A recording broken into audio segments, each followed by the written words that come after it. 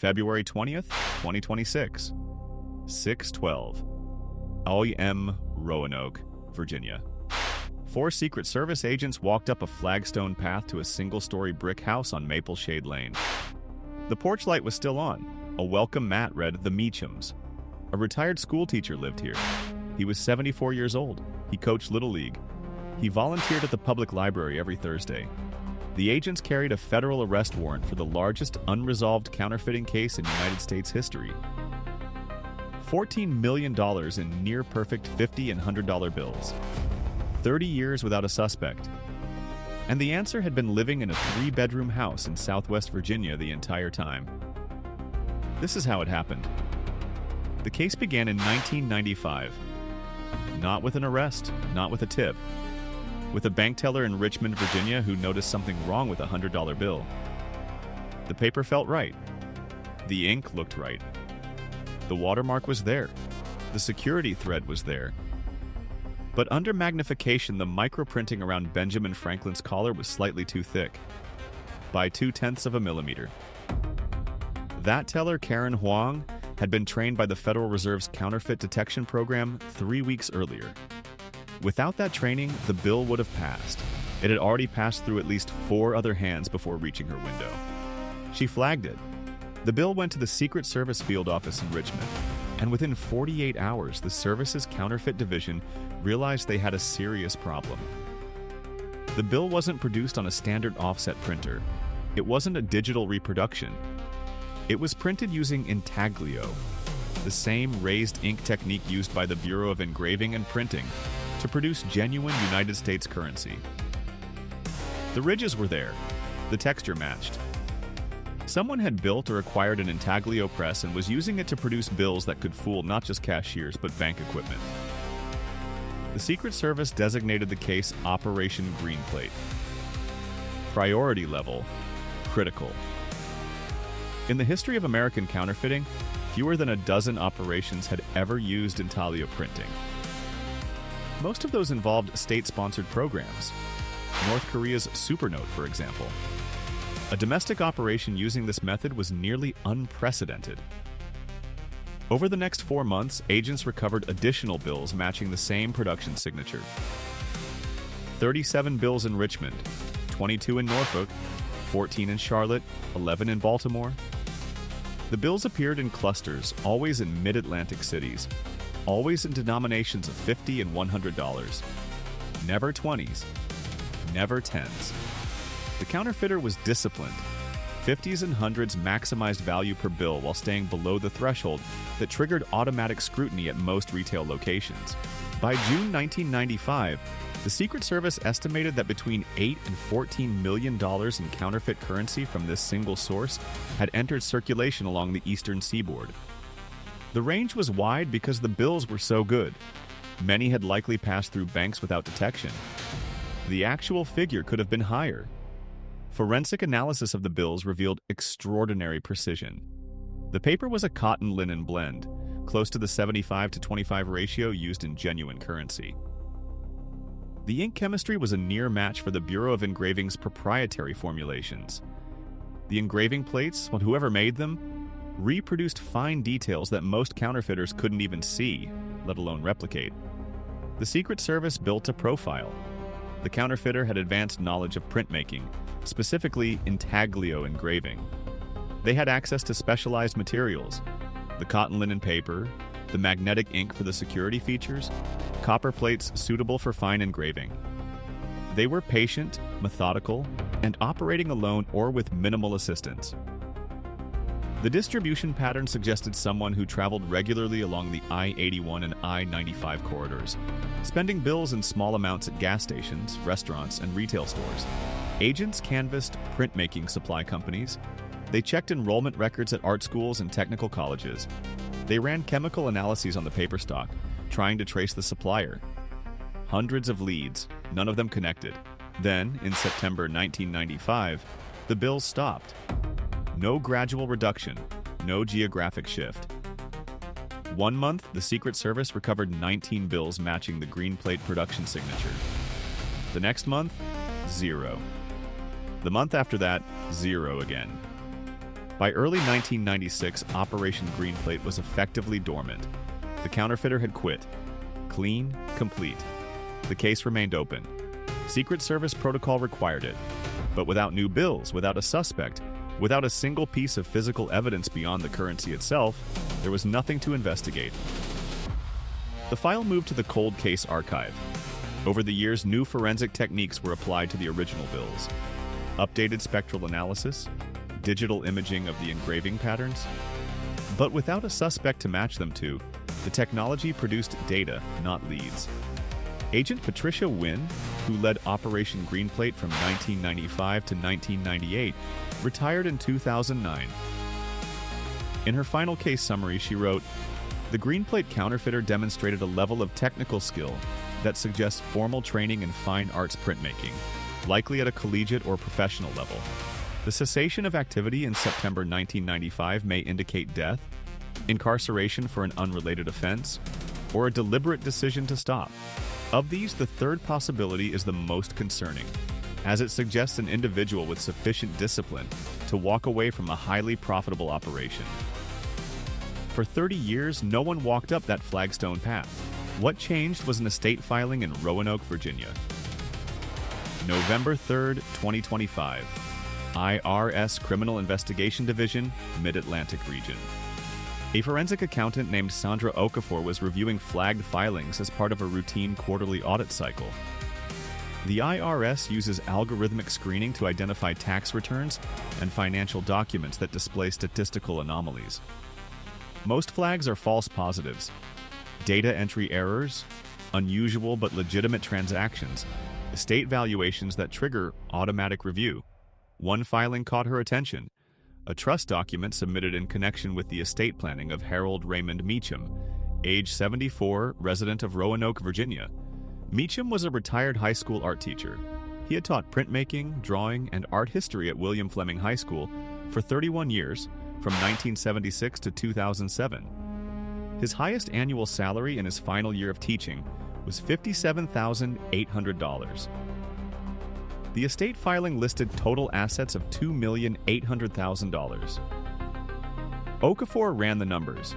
Meacham's Social Security records showed a lifetime earnings total, across all years of employment, of approximately $1.4 million. His wife, Eleanor, had worked part-time as a bookkeeper until 2003, adding perhaps another $400,000 in lifetime earnings. Their combined household income over nearly 5 decades was approximately $1.8 million before taxes. After taxes, after housing costs, after raising 2 children, after 31 years of ordinary middle-class life in Roanoke, the math didn't work. $2.8 million in accumulated assets required either extraordinary investment returns or an undisclosed income source. Okafor checked Meacham's investment history. He held a standard 403B retirement account through the school district, valued at $312,000. A savings account with $147,000. A money market account with $89,000. These were normal for a retired teacher with decades of contributions. The anomaly was the real estate. Meacham owned his primary residence, purchased in 1983 for $62,000, now valued at $280,000. He also owned 3 rental properties in the Roanoke area, purchased between 1991 and 1997. Combined current value, $1.7 million, all purchased with cash, no mortgages. A high school art teacher buying 3 rental properties with cash in the 1990s. Okafor flagged the file for further review. Standard procedure. She submitted a suspicious activity referral to the IRS CI field office in Richmond, noting the asset-income discrepancy and the cash purchases. What she did not know, what nobody at the IRS knew at that point, was that one of those rental properties was purchased in August 1995. The same month, the Greenplate counterfeiting operation was at peak production.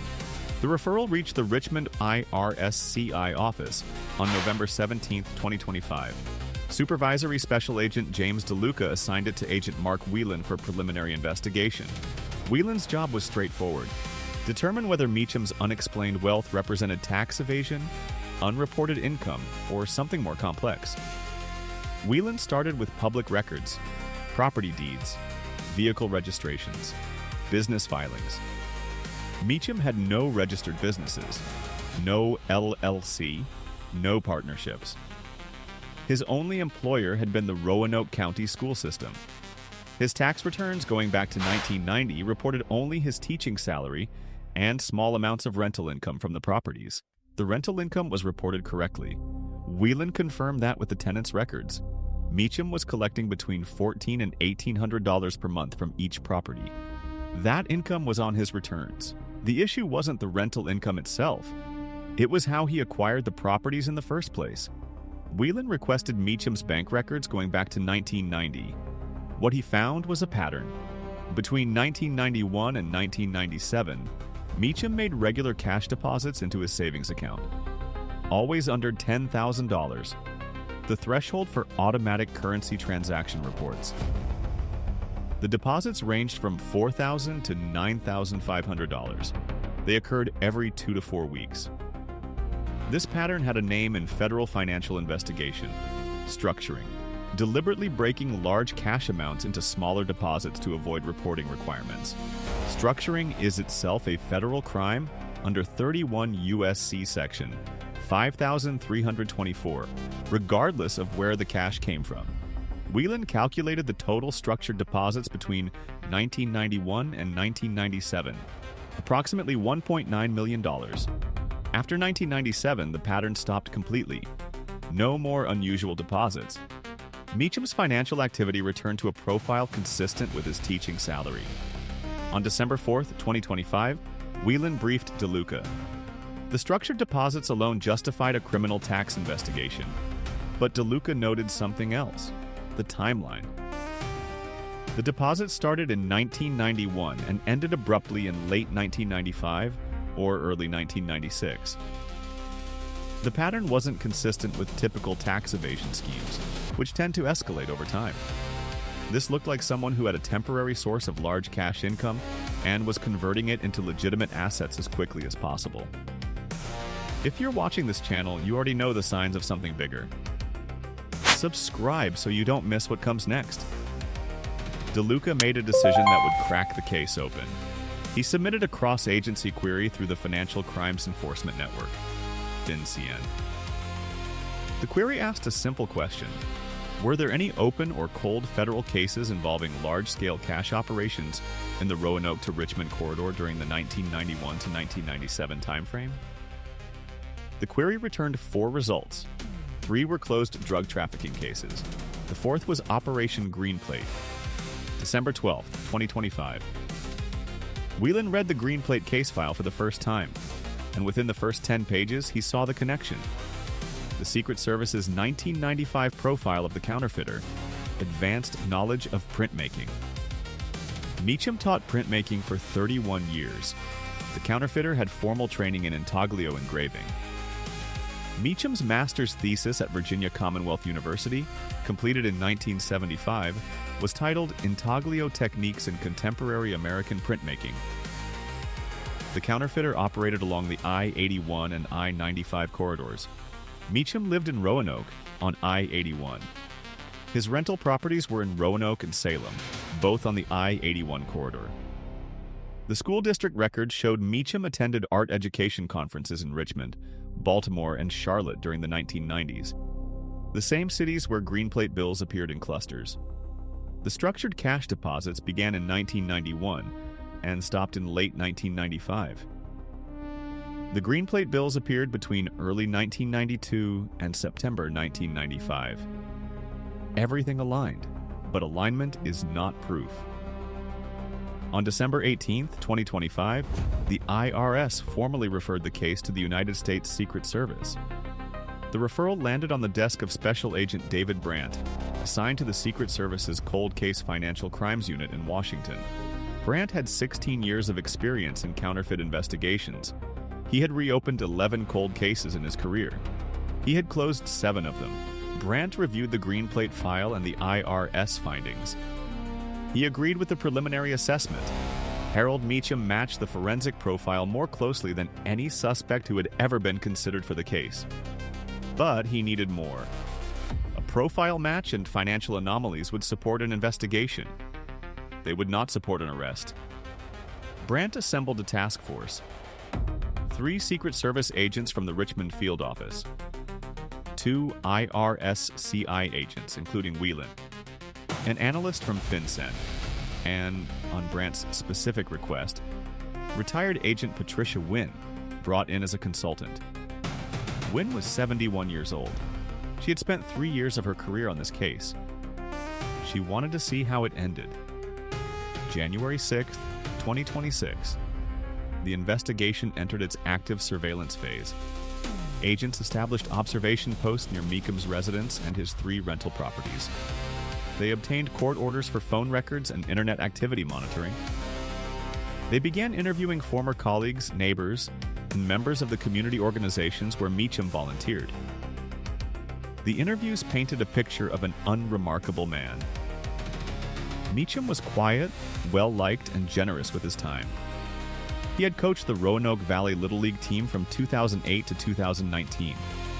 He shelved books at the Roanoke Public Library every Thursday afternoon. He attended First Presbyterian Church most Sundays.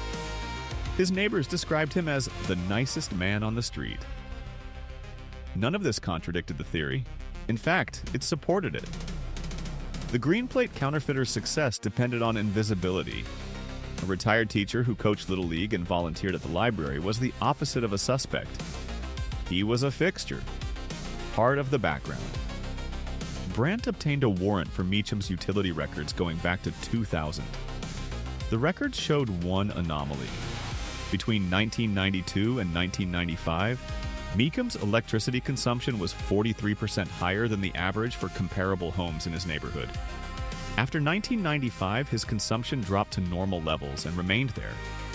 An intaglio press requires significant electrical power to operate.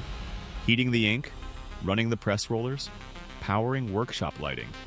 43% above average was consistent with operating heavy equipment in a residential setting. The next break came from Meacham's academic records. Brandt's team obtained his course transcripts and faculty evaluations from William Fleming High School. In his advanced printmaking classes, Meacham had access to a small intaglio press, a standard educational model used for student work. But the school's records also showed that Meacham had personally requisitioned supplies through the art department budget that exceeded normal classroom needs. Copper plates, specialized inks, cotton rag paper. Between 1989 and 1996, the art department's supply budget averaged $11,400 per year. The district average for comparable programs was $6,200. Meacham was using school supply channels to acquire materials. January 22, 2026. Brandt made the request that would close the case. He applied for a federal search warrant for Meacham's residence at 2847 Mapleshade Lane, Roanoke, Virginia. The affidavit cited the financial anomalies, the profile match, the utility records, the supply requisitions, and the timeline correlation between the structured deposits and the Greenplate operation period. The warrant was signed by a federal magistrate judge on January 24, 2026.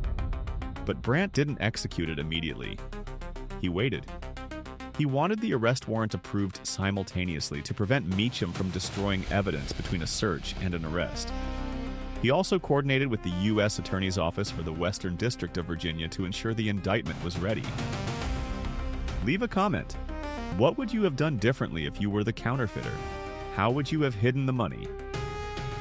The grand jury returned a sealed indictment on February 14, 2026. 7 counts. Counterfeiting of United States currency under 18 U.S.C. Section 471. Possession of counterfeiting tools under Section 474. Structuring financial transactions under 31 U.S.C. Section 5324. Tax evasion under 26 U.S.C. Section 7201. Additional counts for money laundering. Everything was in place. February 20th, 2026. 5:45 a.m. 4 Secret Service agents and 2 IRS CI agents assembled at the Roanoke County Sheriff's Department. Brandt led the briefing. The operation was designated Greenplate Closure. 2 teams. Team 1 would approach the front entrance. Team 2 would secure the rear of the property. Local law enforcement would maintain a perimeter. The target was a 74-year-old retired teacher. There was no expectation of armed resistance, but protocol required tactical preparation. Meacham's house had a basement, and the investigators did not yet know what was down there. At 6:08 a.m., the teams moved into position. Temperature, 31 degrees Fahrenheit. Light frost on the grass. The street was empty. A school bus would come through in 40 minutes. Brandt wanted this finished before the neighborhood woke up. At 6:12 a.m., Agent Brandt knocked on the front door. "Mr. Meacham, United States Secret Service, we have a federal warrant." Silence for 14 seconds, then footsteps. The porch light went off. The door opened. Harold Raymond Meacham stood in the doorway wearing a flannel bathrobe and reading glasses pushed up on his forehead. He looked at the badges. He looked at the warrant Brandt held up. He did not speak. "Sir, we need to come inside," Brandt said. Meacham stepped aside. He did not ask what this was about. He did not ask to see the warrant more closely. He did not call a lawyer. Brandt noted this in his report later.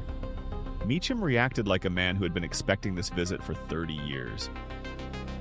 The search team entered the house at 6:14 a.m. The main floor was unremarkable. A living room with bookshelves, a kitchen with a coffee maker still warming. Photographs of Meacham's 2 children, now adults, on the mantel. A shelf of art books, Rembrandt, Dürer, Whistler. The basement was accessed through a door off the kitchen. Brandt went down first. The basement was finished: carpet, drywall, fluorescent lighting, a workbench along one wall, shelves with labeled storage bins, art supplies, old school papers, Christmas decorations, everything organized, everything ordinary, except one wall. The south wall of the basement had a built-in bookshelf that appeared to be a standard installation. Agent Rachel Nguyen, who had reviewed the original building permits for the house, noted that the basement measured 4 feet shorter on the interior than the exterior footprint suggested. There was a hidden room. It took the team 22 minutes to find the release mechanism, a magnetic latch concealed behind a removable shelf bracket. The bookshelf swung open on piano hinges. Behind it was a room measuring approximately 12 feet by 8 feet. No windows. Concrete walls. A dedicated electrical panel with its own breaker box. And in the center of the room, bolted to the concrete floor, was a disassembled intaglio press. The press had been taken apart methodically. The rollers were wrapped in cloth. The frame was partially dismantled. The heating elements were disconnected. It had been disassembled by someone who understood the machine and intended to preserve it, not destroy it. On a metal shelf against the far wall, agents found a wooden box wrapped in oilcloth. Inside the box, 4 copper engraving plates. 2 for the $50 bill, front and back. 2 for the $100 bill, front and back. The plates were wrapped individually in acid-free tissue paper. They were in pristine condition, untouched since 1995. Wynne, who was observing from the main basement, was called down to the hidden room. She examined the plates under a portable magnifying lamp. She compared the engraving patterns to photographs from the original Greenplate case file, photographs she had personally taken 30 years earlier. "That's them," she said. "Same hand, same technique, same engraver." The plates were the single most significant piece of evidence ever recovered in the Greenplate investigation. The Secret Service's Forensic Division would later confirm that the plates matched every bill recovered in the original case, with a certainty level exceeding 99%. Additional evidence recovered from the hidden room: 37 sheets of unused cotton linen paper, chemically consistent with the paper used in Greenplate bills. 3 bottles of ink, 2 green, 1 black, in sealed containers. A set of burr and engraving tools with custom ground tips. A jeweler's loupe. A magnification lamp. A bound notebook containing handwritten notes on ink formulation ratios and paper composition. The notebook was perhaps the most remarkable item. Meacham had kept detailed records of his counterfeiting process. Not a confession, but a technical manual. Ink viscosity measurements, paper fiber ratios, press temperature settings, drying time calculations. It read like a graduate thesis in applied printmaking, except the subject was the reproduction of United States currency. Meacham was arrested at 7:03 a.m. He was handcuffed in his living room while wearing the same flannel bathrobe. When Brandt read the charges, Meacham's only response was, "I understand." He was transported to the Western Virginia Regional Jail. His attorney, appointed that afternoon, entered a plea of not guilty at the initial appearance on February 21, 2026. Bond was set at $500,000. Meacham could not post it. His assets had been frozen under the seizure warrant. The investigation continued after the arrest. Agents conducted a full forensic audit of Meacham's finances with cooperation from 7 banks and 3 brokerage firms. The results confirmed the IRS findings and added detail.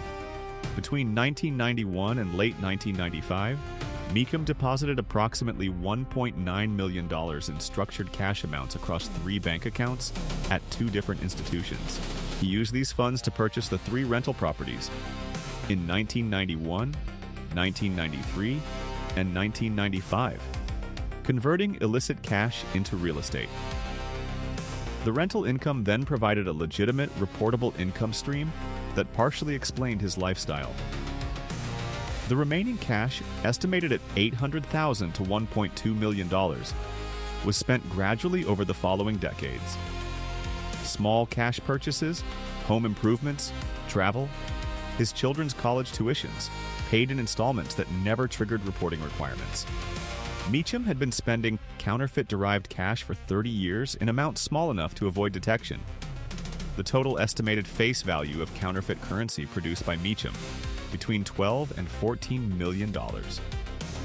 Of that amount, the Secret Service had recovered only 647 bills during the original investigation, approximately $32,000. The remaining millions had been absorbed into the economy, passed from hand to hand, eventually retired by banks as worn currency, and destroyed without ever being identified as counterfeit. This is the uncomfortable reality of the case. The vast majority of Meacham's output was never detected. The bills were too good. They passed every casual inspection and most mechanical ones. Some may still be in circulation. Some may be sitting in bank vaults counted as genuine. The Secret Service estimates that up to $6 million in Greenplate bills were never identified and may never be. Agents also investigated whether Meacham had accomplices. The volume of production and the sophistication of the paper stock suggested that he might have had a supplier, someone providing the specialized cotton linen paper in bulk. Purchase records recovered from the Hidden Room notebook referenced a source identified only as PS in central Pennsylvania. Despite extensive investigation, agents were unable to identify this supplier. Whether PS was an individual, a business, or a coded reference remains unknown. Meacham himself has not cooperated with investigators. On advice of counsel, he has declined all interviews. His attorney has indicated that Meacham will not enter into a plea agreement. The case drew attention within the Secret Service for several reasons beyond its duration. The quality of the engraving plates was assessed by the Bureau of Engraving and Printing at the Secret Service's request. The Bureau's chief engraver reviewed the plates and stated in a written assessment that they represented the highest level of intaglio craftsmanship ever encountered in a counterfeiting case. The portrait work on the $100 plate, Franklin's face, was described as comparable to the Bureau's own production standards. Meacham was not a criminal who happened to learn printing. He was a master printmaker who chose to apply his skill to counterfeiting. The distinction matters because it explains why the case remained unsolved for so long. The Secret Service's investigative framework assumes that counterfeiters are criminals first. People connected to organized crime, fraud networks, or foreign intelligence services. Meacham was none of those things. He was a high school art teacher in Roanoke, Virginia. He existed outside every profile, every database, every network that investigators would normally search. The question that Patricia Wynn asked in her 1998 case summary, "Why did he stop?" has also been partially answered. Meacham's wife, Eleanor, was diagnosed with breast cancer in August 1995. She underwent surgery in September 1995, the same month the Greenplate bills ceased appearing. She survived and remained in remission until her death from unrelated causes in 2019. Whether Meacham stopped because of his wife's illness, because of fear of detection, or because he had accumulated enough money is unknown. The timing suggests the diagnosis was a factor, but without Meacham's own account, this remains inference. As of April 2026, the case is proceeding toward trial. The U.S. Attorney's Office has stated it will seek a sentence of 15 to 20 years, citing the scale of the operation and the duration of the concealment. Meacham's defense attorney has filed motions to suppress the evidence recovered from the hidden room, arguing that the search warrant affidavit contained insufficient probable cause. A hearing on the motion is scheduled for May 2026. If convicted on all counts, Meacham faces a statutory maximum of 75 years. Given his age, any significant sentence would effectively be a life term. The 4 engraving plates are now held in the Secret Service's evidence vault in Washington. They have been appraised not for their monetary value, but for their evidentiary and historical significance. The Secret Service has stated that the plates represent the most technically accomplished counterfeiting tools ever recovered in a domestic case. Several agents involved in the investigation have noted privately that the plates are, in a purely technical sense, masterpieces of engraving.